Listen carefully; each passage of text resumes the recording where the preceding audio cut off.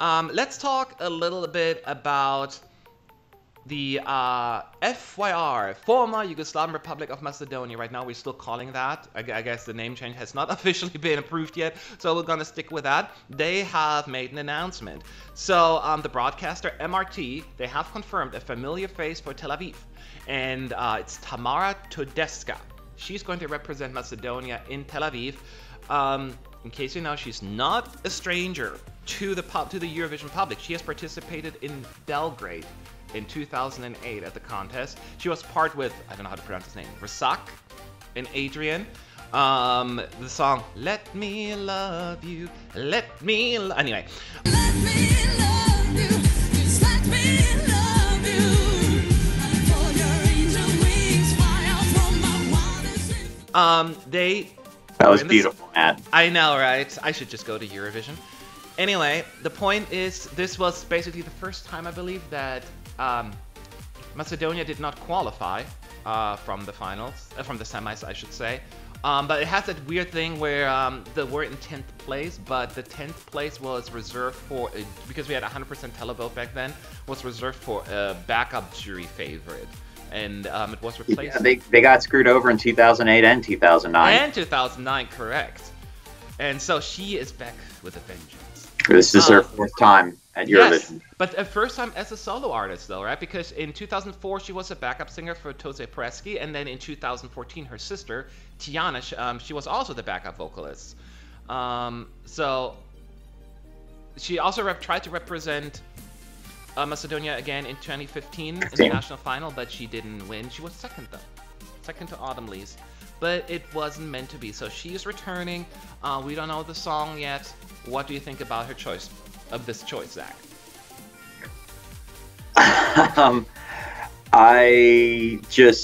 We talked about this a couple weeks ago. Sorry, I keep saying that, but we talked about with this country, this reliance and going back to previous artists and it not working well just because the quality of the actual staging never lived up to the hype. And I feel like that happened in 2016, 2017, and 2018. And 15. Because I didn't even know with Autumn Leaves what they're going to do really when they arrived. Do you remember that? Yeah, really they had their choreography and everything. Yeah, they were making it up as they went. Yeah. That's not a good song. I just think that we have to wait and see. I'm not even going to say wait for the song. I need to wait and see what the staging is going to be, because I've just been burned too many times. Burned too many times, and it's just sort of like, it almost feels like a burnout, like by the time they get to Eurovision, where they have all these great ideas and great things, and there's so much hype, and then you get to Eurovision, and it's just sort of, what happened here? Where did this dismantling of what the expectations were? What happened? Yeah. So I feel like they show a lot of promise each year, but then it falls short. And then, I also think about Junior Eurovision, where it seems like year after year, there's something that's not getting to the audience of Junior Eurovision. I know Junior Eurovision and Adult Eurovision are two separate things for the most part, but I feel like each year they've had a decent song go to Junior Eurovision. It's just something happened. It's never connected with the audience. And I've heard people say, they're too grown up for Junior Eurovision. But, that argument could be made with a lot of the songs and Junior Eurovision altogether. Some of them won, actually, yeah, that are too grown up. Yeah. Yeah, and I just feel like, I get it. I have no thoughts about it. I mean, am I excited that she's coming back?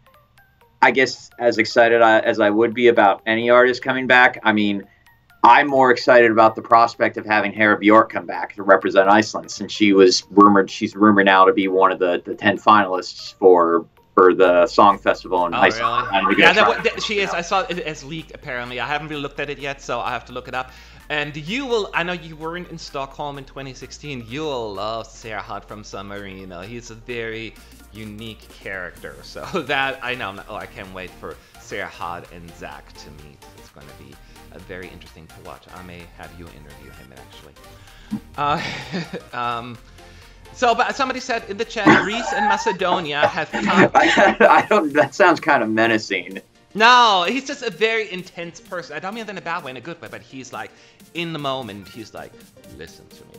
So this is why I'm doing this. And it's like, oh, okay. But I love it. I like interesting and strong personalities. He has a very strong personality. So I think I'm just very curious how you're gonna respond. I love him. I love him. It's a good thing. Anyway, somebody said in the chat, Greece and Macedonia actually have come to an official agreement that the name FYR Macedonia will be changed to North Macedonia. Happened on Thursday. I think they've been talking about it for a month. I didn't know if there was a final update because it was still all up for discussion, but it looked good. So I don't know. So for now, until the EBU officially changes it, I will continue to use it just to be safe, because we'll lose anyway, right? Like if we say Macedonia, the Greek yell at us. If we say FYR Macedonia, some other people get mad at us. It's just Macedonia. I'm not. And yeah, and I mean, and I remember in 2013, I asked Nina, one of the backup singers for Esma Lozano, I said, so what's the right one? And she made the argument, well, you're in the United States, you're from the United States, and the United States calls it Macedonia, and maybe that's what you should call it. And I kind of went with that for a while, and then I just found myself getting yelled at too much. Yelled at, yeah. And I just, if you notice, I've been trying to just say this country during this live stream just to avoid it. Yeah. I say FYR Macedonia. It's just to be safe, I guess. But plus, I don't want to say the whole thing. It's too long.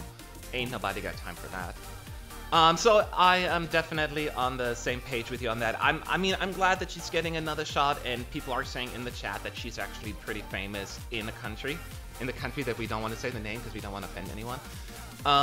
So that is a good thing. I mean, it creates a hype, and we do want to have a hype in the country, people being excited about the act. And yes, I'm kind of jaded like you are, because, you know, Macedonia, oh, I said it again. They have a bunch of good songs over the years, and they were really excited, and we all want them to qualify, and then it never happens because then they butcher the staging, or it just doesn't come across well on camera. And I don't want. I have such low expectations, not because but just because I don't want to disappoint myself again. But I hope they're going to blow us away. We shall see. Yeah. That's my final thoughts. That's my final thought as well.